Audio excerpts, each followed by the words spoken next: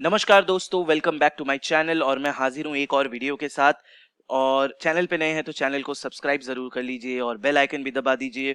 और please follow कीजिए मुझे इंस्टाग्राम में। अगर आपका कोई क्वेश्चन है, कोई डाउट है तो आप ज़रूर वहाँ पे मुझसे पूछ सकते हैं और मैं कोशिश करूँगा एक वीडियो बना के आपको जवाब देने का। तो लिंक आपको डिस्क्रिप्शन में मिल जाएगा, क्लिक कीजिए वहाँ पे और फॉलो कीजिए। तो बात करेंगे आज अशोक लेलैंड के बारे में। अशोक लेलैंड अभी, जैसा कि आप जानते ही होंगे, ये इंडिया का एक बहुत बड़ा कमर्शियल व्हीकल मैन्युफैक्चरर है। बहुत सारे कमर्शियल व्हीकल्स बनाते हैं, ट्रक, बस, बहुत कुछ बनाते हैं। और नॉट ओनली इन इंडिया, ये बाहर देशों में भी बनाते हैं। तो अगर सोच रहे हैं कि सिर्फ इंडिया में है, नहीं, ये और भी बहुत देशों में है, श्रीलंका में है और भी बहुत सारे देशों में है। और प्लस बड़े बड़े इक्विपमेंट भी बनाते हैं। तो बड़ा कंपनी है, छोटा मोटा कंपनी नहीं है। मार्केट कैप में मत जाइए, ये बहुत गिर चुका है। तो अगर आपको लगे ये 13,000 करोड़ मार्केट कैप है, तो हाँ, ये सही है, मार्केट कैप इसका 13,000 करोड़ है। मगर ये कंपनी बहुत बड़ा कंपनी है और बहुत पुराना कंपनी है। तो बात करेंगे अशोक लेलैंड के बारे में। और मैं वीडियो शुरू करने से पहले मैं आपको क्लियर कह देना चाहता हूँ कि अशोक लेलैंड में मैं पर्सनली इन्वेस्टेड हूँ। तो हो सकता है ये वीडियो आपको थोड़ा बायस लगे, मैं शायद अशोक लेलैंड के बारे में सपोर्ट कर दूं। मगर हमेशा याद रखिए, मैं आपको पॉजिटिव दिखाता हूँ, प्लस मैं आपको नेगेटिव भी दिखाता हूँ। तो आपको वो सोचना है कि ये आपके लिए सही है कि नहीं, और उसके बाद अपना डिसीजन लीजिए। क्योंकि शायद मेरा जो नज़रिया है वो अलग है। मैं शायद अशोक लेलैंड में 500 रुपये इन्वेस्ट करके 10 साल के लिए रख दूं, शायद मैं 20 साल के लिए भी रख सकता हूँ। मगर शायद आप वो ना कर सके। आप शायद यहाँ पे 500 रुपया लगाए तो आप शायद 1 साल के लिए होल्ड कर पाए या 2 साल के लिए होल्ड कर पाए। तो उस हिसाब से सोचिए और उस हिसाब से डिसीजन लीजिए।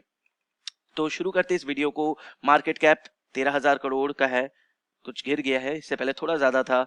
करंट प्राइस 44 में है, ये लगभग आधा हो गया। 95 पे ट्रेड करता था कुछ दिनों पहले और ये अभी 45 पे चला गया है। बुक वैल्यू 29 है, तो बुक वैल्यू के बहुत पास है। और स्टॉक पीई 12 रुपए का है। तो 1 रुपया कमाने के लिए आपको 12 रुपया खर्च करना पड़ रहा है। डिविडेंड देता है वो भी मैं दिखाऊंगा कि मैंने डिविडेंड में लास्ट 1 साल में मैंने डिविडेंड में मेरा कितना आया है। डिविडेंड इन्वेस्टिंग भी मैंने इससे पहले एक आध वीडियो में मैंने कहा है, डिविडेंड इन्वेस्टिंग भी है। वो धीरे धीरे मैं आपको समझाऊंगा, उस पर अभी उतना ध्यान ना दीजिए। मगर ये स्टॉक डिविडेंड देता है, साल का लगभग 2 बार तो आपको डिविडेंड देता ही देता है। और return on capital employed 16%, return on equity 25%। ठीक है, सेल्स ग्रोथ 16% का सेल्स ग्रोथ है, लास्ट 3 साल का एवरेज है। तो सेल्स बढ़ रहा है, भले ही लास्ट 3 साल से जो ऑटो सेक्टर है उसमें गिरावट है, मगर इसका सेल्स उतना गिरा नहीं, 16% है। और प्रॉफिट ग्रोथ भी है 17% का। प्रॉफिट ग्रोथ लास्ट 3 साल में तो 30% के ऊपर है, वेरी गुड। अब आया बात डेट का। अब 19,000 करोड़ का डेट है, जी हाँ, बहुत ज़्यादा है। मगर आपको हमेशा सोचना पड़ेगा कि ये जो बड़े मैन्युफैक्चरिंग कंपनी है, इनको बड़े बड़े प्लांट बिठाने पड़ते हैं। और ये बड़े बड़े प्लांट के लिए ये लोग बहुत लोन लेते हैं, तो इन पे लोन ज़्यादा रहेगा। अब एक प्रॉब्लम जो है, जैसे मैंने कहा, मैं आपको नेगेटिव चीज़ भी बताऊंगा और पॉजिटिव चीज़ भी बताऊंगा इस स्टॉक के बारे में। अब एक प्रॉब्लम जो है इस स्टॉक में मुझे अभी दिखाई दे रहा है, क्योंकि अभी रिसेंटली लास्ट 1-2 साल में आपने देखा इंडिया में एक बहुत बड़ा मूवमेंट आया, जिसे हम लोगों ने कहा ई व्हीकल मूवमेंट। हर जगह बात चलने लगा कि ई व्हीकल बनाएंगे, हर कंपनी फोकस करने लगा अचानक से electronic vehicle, battery operated vehicle rather than ये पेट्रोल डीजल वाला व्हीकल। तो हर कंपनी ने इस चीज के ऊपर अपना रिसर्च और डेवलपमेंट शुरू कर दिया। अब रिसर्च और डेवलपमेंट में फ्री में रिसर्च और डेवलपमेंट होता नहीं है। ये सब रिसर्च जो भी होता है, इन सब में पैसा लगता है और वो बहुत हेवी हेवी अमाउंट लगता है। अशोक लेलैंड रिसेंटली पिछले साल मैंने जब सुना, मैं जब फॉलो कर रहा था, अशोक लेलैंड टेस्ला जो अमेरिका का कंपनी है उसके साथ कुछ कोलैबोरेशन कर रहा है, रिसर्च कर रहा है। तो इन सब में बहुत पैसा खर्च होता है। अब हर कंपनी ने एक टारगेट रखा था, लगभग हर आप जितने भी व्हीकल कंपनी है, चाहे वो प्राइवेट व्हीकल हो, मारुति हो, हुंडई हो, और या फिर बड़े कमर्शियल व्हीकल्स भी हो, उन्होंने भी सब टारगेट रखा था कि वो लोग कुछ ना कुछ ई व्हीकल लॉन्च करेंगे 2022-23। कोई कोई कंपनी 25, कोई कोई कंपनी तो ऑलरेडी लॉन्च करने का स्टार्ट कर दिया था, ऐसा लगभग मार्केट में ये न्यूज़ आ गया था। अब ये, क्योंकि ये कोरोना वायरस का पैनिक आया, अब वो डिले होगा। ठीक है, क्योंकि अभी जो होगा, ऑलरेडी हमारा जो ऑटो सेक्टर था वो पिछले 2-3 साल से बहुत गिरा हुआ था। प्लस लोग तब कह रहे थे, तब जो लग रहा था कि सेल्स वापस बढ़ते बढ़ते और 1-2 साल लग जाएगा, यानी 2021 के एंड तक या 2022 तक ऑटो सेक्टर नॉर्मल होने का आशा था, मगर उसके बाद ये कोरोना वायरस आ गया और अब ये कंपनीज में सेल्स गिरेगा। जाहिर सा बात है, लोग गाड़ी खरीदना, क्योंकि बहुत लोगों का अभी अनएम्प्लॉयमेंट का उन लोग के ऊपर जो डर है वो घूम रहा है, तो ऑब्वियसली गाड़ी का अगर प्लान भी होगा तो वो लोग वो प्लान कैंसिल करेंगे।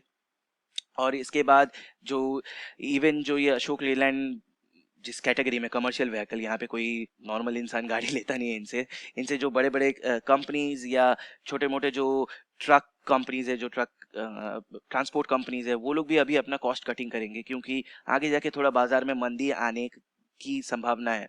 तो इसी के चलते इनका सेल्स गिरेगा, और सेल्स गिरेगा तो ये लोग जो रिसर्च में जो पैसा खर्च कर रहे थे, वो पैसे को ये लोग अपने day to day operation run करने में फोकस करेंगे।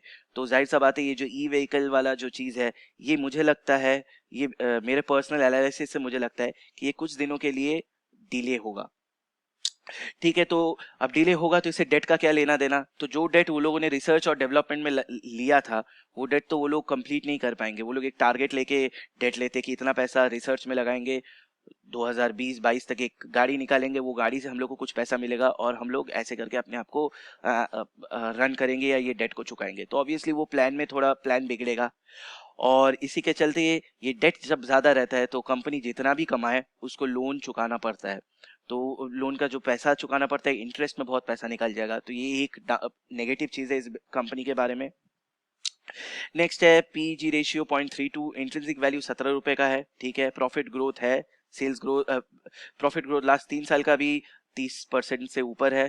Promoter holding 51%। ठीक है, प्लेज्ड 9%, ये 51 में 9% प्लेज्ड है। ओके, ये शायद थोड़ा बढ़े, क्योंकि अगेन आगे जाके 1-2 साल में मुश्किल है ये लोग के लिए, थोड़ा टफ रहेगा, मगर जो सच है वही सच है। और अगर ईपीएस देखेंगे तो हर एक शेयर पे ये अभी आपको 3.5 रुपया कमा के दे रहा है। तो बात करते हैं इस शेयर के बारे में, इसके एक बार प्रॉफिट्स देख लेते हैं। नेट प्रॉफिट पिछले कुछ सालों का, यहाँ पे 2014 से नेट प्रॉफिट है, तो 2014 में -164, उसके बाद 134 करोड़, 682 करोड़, 1,500 करोड़, 2017 में 1,700 करोड़। यहाँ पे तो लास्ट 3 साल से देखिए प्रॉफिट ग्रोथ कैसे बढ़ रहा है। यहीं पे यही यहाँ पे दिखाया गया था कि लास्ट 3 साल में जो प्रॉफिट ग्रोथ है ये 30%, तो ये एवरेज में बहुत बड़ा है। और इस साल अभी तक 1,032 करोड़ का एस्टिमेट है, तो वो जब चार्ट निकलेगा वो पता लग जाएगा आपको। और अगर आप स्टॉक प्राइस का सीएजीआर देखेंगे तो 10 साल में 4% का रिटर्न दिया है, और 5 साल में -7। लास्ट 3 साल से जब से ये डाउन ट्रेंड शुरू हुआ है ऑटो सेक्टर में, तो वहां से इसने बहुत कुछ ज्यादा ही नेगेटिव रिटर्न दिया, और अभी तो ये 50% डिस्काउंट में मिल रहा है। तो बात करते हैं अशोक लेलैंड के चार्ट के बारे में। तो जैसा मैंने कहा, ये एकदम हाफ हो गया है पूरा स्टॉक, और यहाँ पे बहुत लोग सोच रहे हैं कि अच्छा इन्वेस्टमेंट का मौका है, आगे जाके लॉन्ग टर्म में ये अच्छा रिटर्न देगा। जी हाँ दोस्तों, ये लॉन्ग टर्म में अच्छा रिटर्न देगा, और ये स्टॉक डिविडेंड भी देता है। मैं आपको अपना डिविडेंड का वो दिखाऊं और कैसे मैं इन्वेस्ट करता हूँ, आप इससे एक आइडिया लगा सकते हैं। तो ये है 2019 23 तारीख को मेरे पास 21 शेयर था। मैंने पहले भी आपको बताया था कि मैं ज़्यादा इन्वेस्ट नहीं करता, मैं एक बार में 1,000-2,000 शेयर नहीं उठाता, मैं धीरे धीरे उठाता हूँ, और आप इससे ये एनालिसिस कर सकते हैं। तो 23 जुलाई को मेरे पास 21 शेयर था। उस दौरान इसमें डिविडेंड आया था 3% का, सॉरी 3.10 रुपीज़ का, और मेरे को 65 रुपया मिला था। ठीक है, और उसके बाद देखिए इस दौरान, यानी ये लगभग 8 महीने का डिफरेंस है, 8 महीने में मैंने सिर्फ कितना शेयर बढ़ाया आप देख सकते हैं। 21 को मैंने 37 किया, यानी 16 शेयर मैंने और लिए इतने दिनों में। तो हमें, मैं दूसरे दूसरे स्टॉक में भी लगाता हूँ, ये सिर्फ अकेला स्टॉक नहीं है जिसमें मैं फोकस करता हूँ, मगर यहाँ पे आप देखिए कि कितना धीरे धीरे मैं इन्वेस्ट करता हूँ, सोच समझ के करता हूँ, और यही मैं आपको भी सिखाना चाहता हूँ। तो यहाँ पे कुछ दिनों पहले इसने 50 पैसे का रिटर्न, सॉरी डिविडेंड दिया था, तो उसके चलते मेरा 18 रुपया हो गया।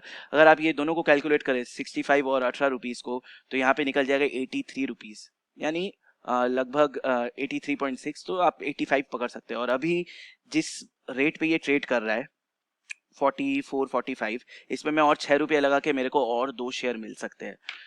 तो यही मैं सिखाना चाहता हूँ कि ये जो रेट डिविडेंड आता है, ये आपको अच्छा डिविडेंड धीरे धीरे आपको अच्छा रिटर्न भी देता है। डिविडेंड का जो पैसा आता है, तो अगर वो उससे आप शेयर भी खरीद ले तो आपका एक शेयर तो बढ़ गया, लॉन्ग टर्म में वो आपको बहुत अच्छा रिटर्न देगा। डिविडेंड के बारे में मैं एक अलग वीडियो बनाऊंगा बाद में और आपको अच्छे से समझाऊंगा।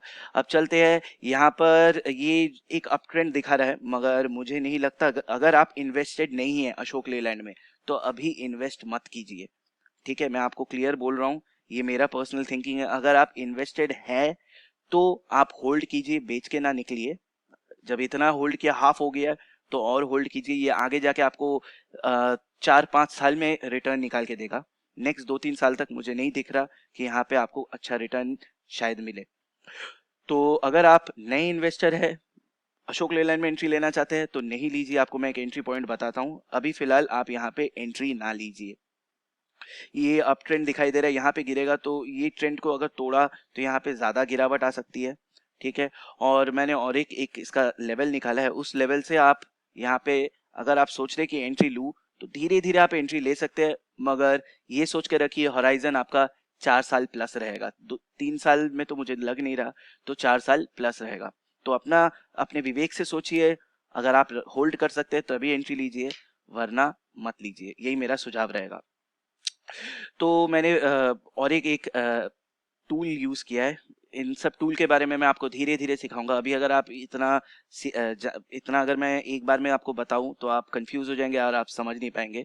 तो ये एक और एक टूल है, जिसे कहते हैं हम लोग फिबोनाची सॉरी फिबोनाची रिट्रेसमेंट। इस टूल के थ्रू मैंने यहाँ पे एनालिसिस थोड़ा सा किया, और ये लेवल पे जो गिरा ऊपर से, यहाँ से एक रिट्रेसमेंट दिखाई दिया 0.223 के लेवल पे।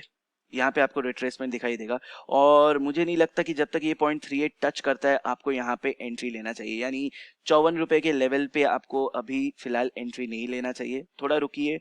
और अगर 54 रुपया पे आपको ये दिखता है तो धीरे धीरे आप इन्वेस्ट कर सकते हैं, 1, 2, 5, मैक्सिमम 5-6 शेयर ऐसे करके इन्वेस्टमेंट कीजिए। और होराइजन आप रखिए 3 साल या 4 साल प्लस। धीरे अगर इसमें कोई चेंज आता है तो मैं ज़रूर एक वीडियो बनाऊंगा, तो चैनल को सब्सक्राइब ज़रूर कर लीजिए और बेल आइकन भी दबा दीजिए। तो मैं वीडियो बना के आपको अपडेट कर दूंगा कि यहाँ पे आप अगर लगता है ये और कुछ सालों के लिए फंसेंगे तो मैं आपको पहले अवॉइड करने के लिए सजेस्ट कर दूंगा, और अगर नहीं तो मैं आपको सही एडवाइस दे दूंगा। तो उम्मीद करता हूँ ये वीडियो आपको अच्छा लगा होगा। अगर आपके मन में कोई क्वेश्चन है, कोई डाउट है तो पूछ सकते हैं। मैं पहले ही कह दूं, अशोक लेलैंड आप अगर इन्वेस्ट करना चाहते हैं तो अपना एनालिसिस खुद कीजिए। ये मैंने अपने आइडियोलॉजी के हिसाब से बोला है, और हो सकता है मैं थोड़ा बायस्ड हो सकता हूँ क्योंकि मैं ऑलरेडी इस पे इन्वेस्टेड हूँ। तो अपना आप खुद सोचिए। सबका जो इन्वेस्टमेंट होता है वो अपना आइडियोलॉजी होता है। कोई कितना दिन होल्ड कर सकता है, कोई कितना लगा सकता है, कोई कितना रिस्क ले सकता है, वो उसके खुद के ऊपर होता है, वो पर्सनल चीज़ है। तो उस हिसाब से आप सोचिए और फिर डिसीजन लीजिए। तो वीडियो को मैं यहीं ख़त्म करता हूँ। अगर कोई क्वेश्चन है तो आप मुझे कमेंट कर सकते हैं या फिर इंस्टाग्राम में कांटेक्ट कर सकते हैं। तब तक के लिए सुरक्षित रहिए, सेफ रहिए, और ये चाइनीज़ वायरस से बच के रहिए। धन्यवाद।